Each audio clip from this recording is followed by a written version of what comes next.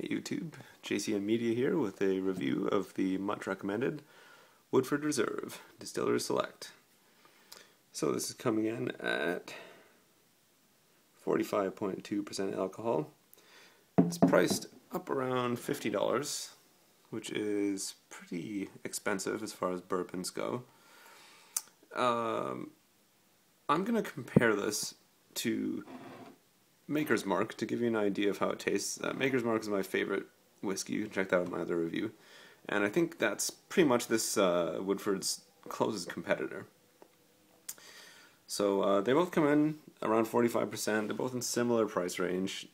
Maker's is a little bit cheaper, $5-10 depending on where you're getting it. To me, what stands out with Maker's a lot is the variety of flavors that it has. So with Maker's, you're talking about corn, cherry, cinnamon, and a little bit of oak. This is focused on the darker side of the flavor spectrum. So this is a lot of oak. You can really taste the charred oak barrel a lot. Toasty almonds, toasty vanilla, dark peppery cinnamon. That's what you're getting a lot more, I find, with this. So this is a little bit more grown-up tasting, if you want. It feels like it's been aged a little bit more. So it's kind of a matter of opinion. If you want a darker tasting thing, something a little bit more mellow and a little bit more subtle, but still flavorful. This isn't subdued by any means. Very strong taste.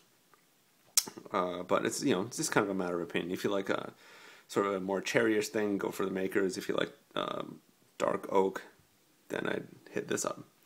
Additionally, one thing I find really cool about this is the bottle.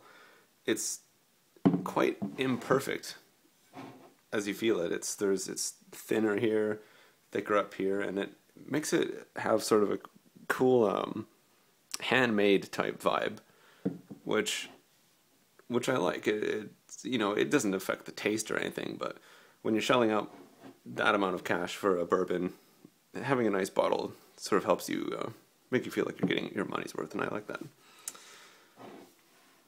So yeah, I think that's about it as far as this goes. In my books, just as good as Maker's. It just comes down to your personal preference, what you're in the mood for that day. But I would definitely recommend this if you're thinking of trying out a higher end whiskey. Then you cannot go wrong with Woodford's.